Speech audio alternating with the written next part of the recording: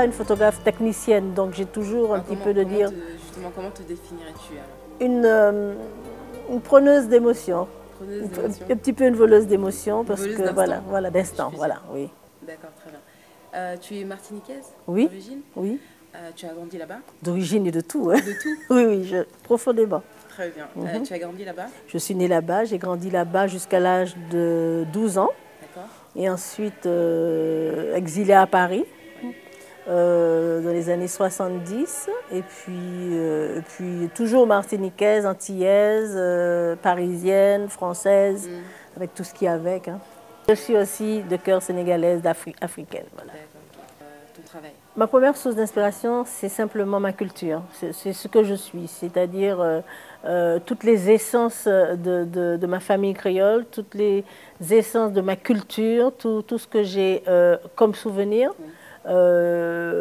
Et puis tout ce qu'il y a aussi à faire, parce qu'il me semble que nous avons apporté, Césaire disait, nous avons apporté quelque chose au monde et qu'il nous faut continuer à apporter quelque chose au monde. Donc je me suis imprégnée de tout cela, de mon vécu, de mes rencontres, des rencontres très très belles avec les gens que j'ai eu la chance ou d'interviewer ou simplement d'entendre, de lire.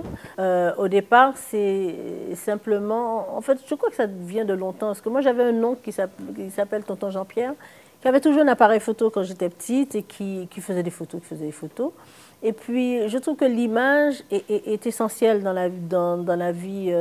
C'est vrai que nous sommes de culture où l'imaginaire est plus important que l'image, mais au-delà de ça, nous avons évolué.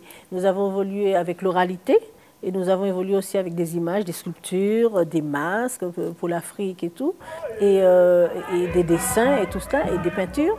Pour Haïti, par exemple.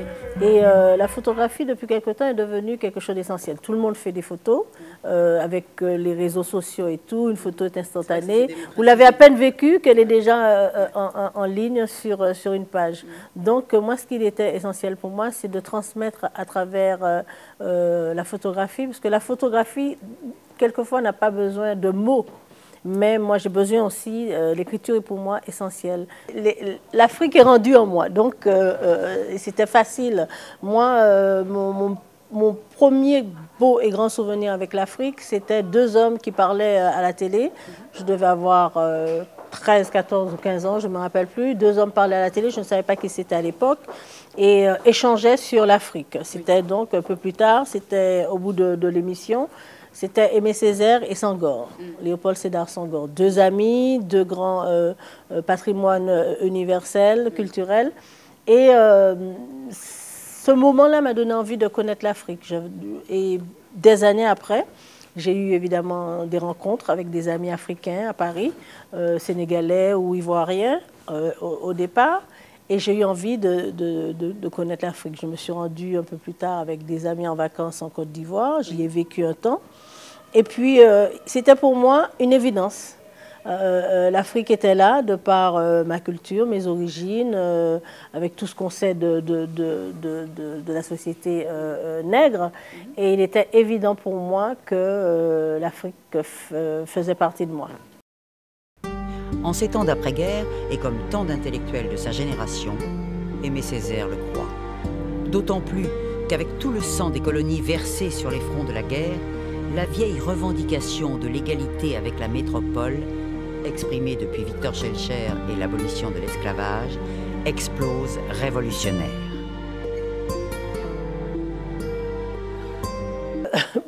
J'ai un ami qui dit on ne comprend pas tout chez Césaire, mais c'est beau. Et c'est ce qu'il y a d'extraordinaire avec Césaire, c'est tellement moderne. Alors, si la Martinique de papa a vécu, il faut bien avoir assez d'imagination pour essayer de concevoir une Martinique nouvelle. C'est un homme qui a écrit depuis des années. C'est un homme qui nous donne envie de nous tenir debout, parce qu'il le dit. Et moi, je n'ai pas la prétention de dire que je suis une spécialiste de Césaire, hein, loin de là. Moi, c'est quelqu'un qui m'a touchée. Moi, l'anecdote que j'ai avec Césaire, c'est que quand il est mort, je me suis rendue évidemment à la Martinique pour faire d'abord un reportage, pour lui rendre hommage.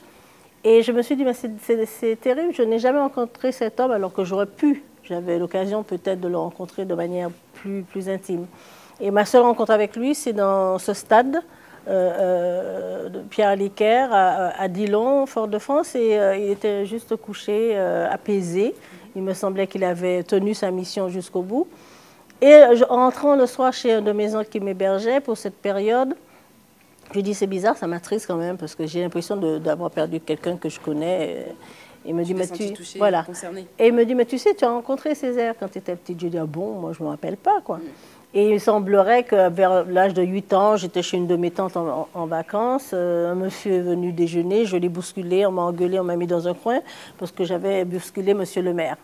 Et monsieur le maire était Aimé Césaire à l'époque. Donc, c'était pas vraiment ma tasse de thé. Pendant tout ce temps-là, petite fille engueulée parce qu'elle a bousculé quelqu'un.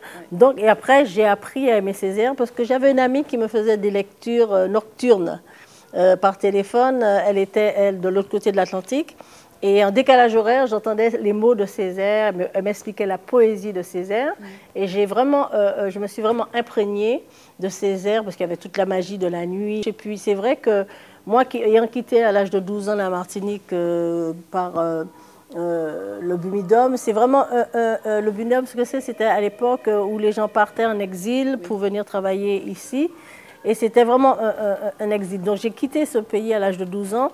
Mais je me suis retrouvée martiniquaise, c'est-à-dire la famille martiniquaise. Et c'est en cela que je dis que Césaire m'a apporté ce retour un petit peu au pays. Pour moi, la photographie, c'est un témoignage de vie. Alors, ça peut être en couleur et en noir et blanc, comme nous tous. Hein. Donc, comme les moments de vie qui peuvent être plus ou moins clairs, plus ou moins colorés, plus ou moins chatoyants ou pas.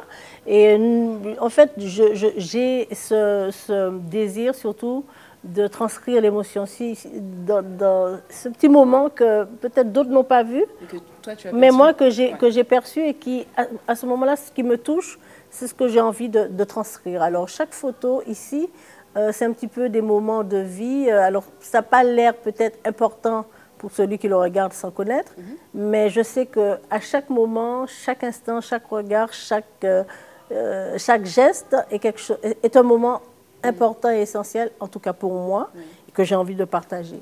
Cette exposition que j'ai intitulée « Figures et terres des Antilles, héritage Aimé Césaire », c'est que ça devienne une exposition itinérante, que le plus grand nombre les voit, que des enfants tiennent compte de ces écritures pour apprendre qui sont leurs leaders, qui sont ceux qui sont encore là. Voilà, c'est ma manière de dire, voilà, j'ai un peu fait ça pour nous tous, pour vous, pour ceux qui sont en train de grandir des fois sans repère, et sans repère intellectuel, sans repère culturel. C'est vraiment pas de la prétention, mais simplement une envie de partager. Chacun d'eux, chacune d'elles, je ne peux pas dire, parce que chaque personne là représente une période de ma vie, un fragment de vie, et comment dire que ma plus belle rencontre, c'est tout ça, c'est tout ça. C'est ce regard à un moment, c'est ce sourire, ou ces larmes, par exemple pour Jeff Joseph, c'était un spectacle du GMZ, le Grand Méchant Zouk, à Paris, au Zénith, et je fais ma photo, je regarde Jeff, je le regarde à nouveau, il me semble qu'il pleure. Et je me dis, voilà, qu'est-ce qui se passe, et je le regarde à nouveau, et j'avais pris la photo, il pleurait. Et pour Patrick Saint-Éloi, je ne savais pas que c'était la dernière fois que je le photographiais et que je le verrais vivant. Et puis il y a plein de choses comme ça. Eusanne, ici, Eusanne Palsy, qui est la marraine de l'exposition, là c'était le jour où Aimé Césaire entrait au Panthéon. Et puis ce sont des moments exceptionnels. Je ne saurais pas dire mon plus beau souvenir, c'est comme quand tu dis à un écrivain ou à un chanteur quel est son plus beau souvenir, il te dira c'est peut-être le plus beau souvenir avec eux, c'est d'être assise au milieu d'eux et de parler d'eux.